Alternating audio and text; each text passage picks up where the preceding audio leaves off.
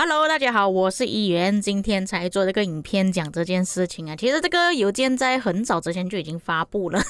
我现在才来讲，主要是说到特殊移民还有失落之地分线报名的问题。我现在才讲这个邮件呢，是因为那一天我刚好做影片的时候有提到这件事情，没有想到在我发布了影片之后不久，官方就更新了这个公告。我们顺便也是来探讨一下这个东西改动之后到底有没有影响，到底会不会让游戏变得更好。首先就是之前有提到过的，因为特殊移民的数量实在是太少了，所以官方增加了使用特殊移民点数的方式来招募移民。用那个方式来招募移民不会消耗特殊移民名额，而是根据申请的玩家战力来判断那位玩家到底应该要使用多少的移民点数。不过移民点数是计算在王国之上，而不是在玩家之上。王国在预备赛季的时候也是有10点的初始特殊移民点数，在预备赛季之外的王国在赛季结束之后固定会发放10点特殊移民点数，每个王国特殊移民上限为100点。这个改动将会在这个月尾更新。发放点数是根据前300名的玩家在英灵殿里面到底有阵亡多少的兵力，但是只是计算 T4 以上，如果你是用一些 T1 阵亡的话是不会计算的。王国阵亡数量达到7500万的时候，额外发放10点特殊移民点数。1.5 亿就有15点，3亿就有20点，4.5亿就有30点，6亿就有35点，8.7亿就有40点，10.5亿就有45点，13亿就有55点。那根据官方这边提供的数据来看，最多在一个赛季里面只能获得55点。那么如果是根据一个赛季就有发放10点，到了征服赛季之后基本上都会有85点的特殊移民点。战力不超过 1.5 亿的玩家都需要消耗5点的特殊移民点数， 1.5 亿以上到3亿的玩家就要消耗10点，3亿以上的玩家才需要消耗15点。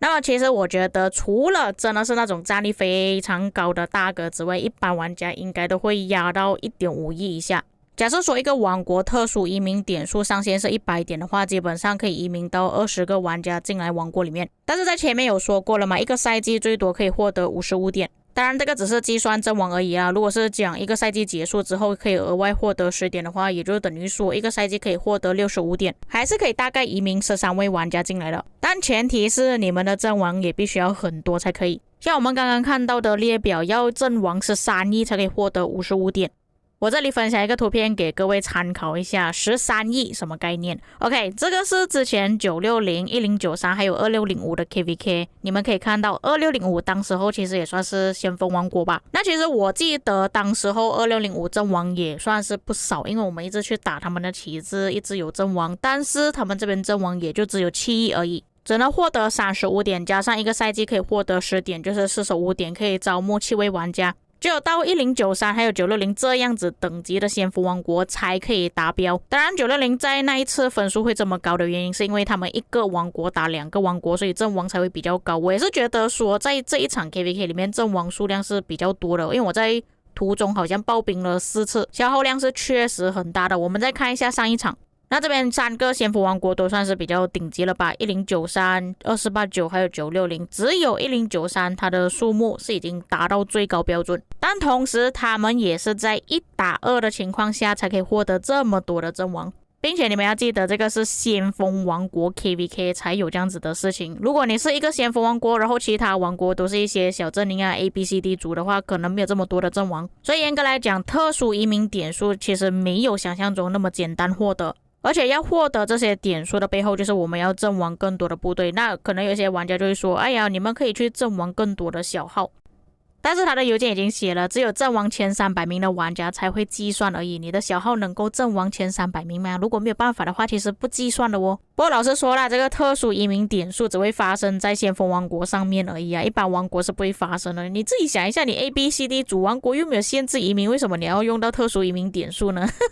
但我也觉得这个东西是应该要更新的，因为现在先锋王国的门槛越来越低了，就算你只有1个百亿联盟、2个百亿联盟，你都会突然变成先锋王国，让你没有办法招募到新的玩家进来，你的王国就会越来越不活跃，剩下一些老弱残兵。再加上先锋王国其实有分线报名啊，他们可以选择一些玩家去报名参加 KVK，让那些真的不能打仗的玩家就不要去参加 KVK， 可是让一些新的玩家进来报名 KVK 也是可以的。所以某个程度上来说，这个特殊移民点数也算是帮先锋王国续命吧，因为之前的特殊移民点数真的是太少了。而且根据不同玩家的战力付出相对的点数，我觉得也是可以接受的。那这里有说到特殊移民成功之后才会消耗点数，也就是说呢，其实那个玩家要移民过来这个王国之前也是要准备移民令了。要申请特殊移民也是一样，要等到国王批准，而且要等到10月26日之后的 KVK 开启才会生效。所以这边也算是解决了先锋王国移民的问题啊。如果你想要招募到更多的玩家，你就需要牺牲更多，也是间接性让先锋王国去阵亡更多的部队吧。而且当玩家阵亡更多的部队，意味着他需要消耗更多的加速资源去重新训练部队，所以某个程度上来说也算是提高官方的收入啦。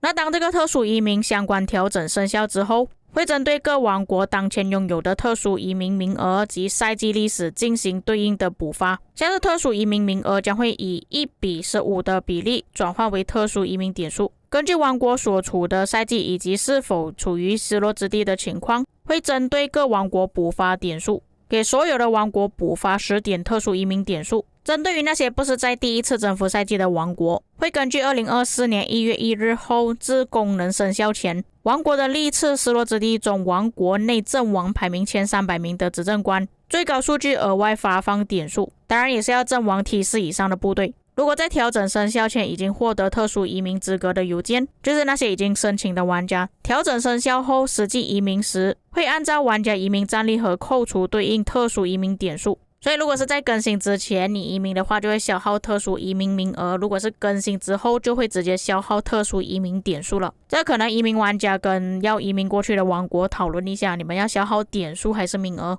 还有同时间之前的分线报名从800位玩家到899位玩家调整至600位到650位玩家，也是一样在2024年10月26日生效。其实分线报名也算是限制了先锋王国他们招募进来的玩家人数吧，因为像官方这样子改了，可能之后先锋王国的活跃玩家数量又会上升回去。像之前没有办法招募到太多的特殊移民玩家进来，我们要一直不断的删除自己的战力往下掉，才可以招募到更多的玩家进来。这也算是为什么现在的先锋王国基本上只剩下1个联盟、2个联盟而已，并且现在已经下调了分线报名的人数，就变成说一些王国他们不用特意去清掉某一些玩家，真正想要休息的玩家依然可以去休息。实力差距也会慢慢的减少一点，但是我讲真的，其实大多数的一般王国依然还是不会想要跟先锋王国战斗的，因为现在先锋王国的质量真的太高了。就比方说最近发生的事情啊，960要选择1打3，可是对面王国又不想要打，还要限制先锋王国不能买水晶科技，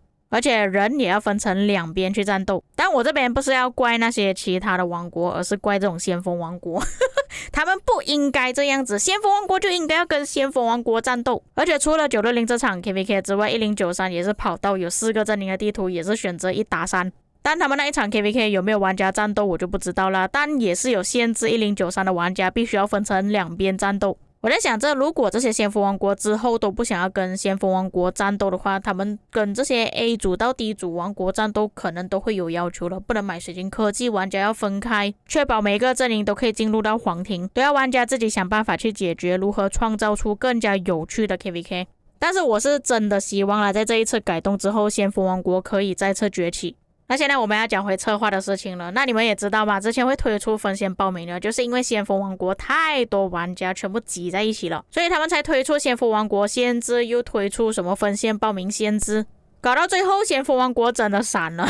变成今天这样子。你讲到有几个先锋王国比较强的，你已经讲不出来了，就只有那几个而已。然后现在他们又要想办法去补救这些先锋王国，让他们恢复起来。可能他们是真的发现到，当先锋王国玩家越来越少的时候，他们的营收也会变少，因为已经没有大型的 KVK 战斗了。像之前战斗比较激烈的时候，可能大多数玩家还会去买一些水晶，但现在玩家减少了，购买水晶的玩家也减少了，甚至可能像我们这一次 KVK 的情况，要减少购买水晶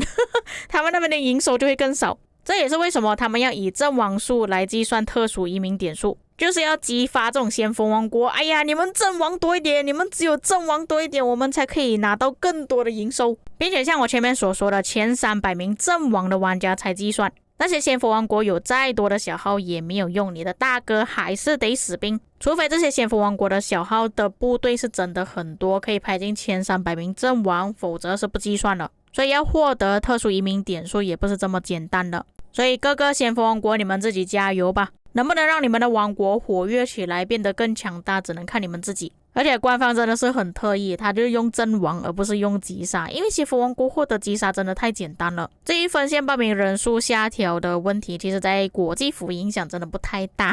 因为国际服剩下1个或者是2个百亿联盟而已，它主要限制还是在国服那边。国服的邪佛王国人数确实也是太多，而导致到我们没有什么精彩的 KVK 可以看。不管怎样，我还是希望在这个调整之后，游戏可以变得越来越好，有更多精彩的战斗，而不是像现在这样子。现在每个先锋王国的 KVK 都这么无聊，都没有什么精彩的战斗可以看。所以各位在看了这个邮件之后有什么感想呢？你们觉得对于之后先锋王国的发展有什么影响？可以在评论区给我知道。我们下个影片再见。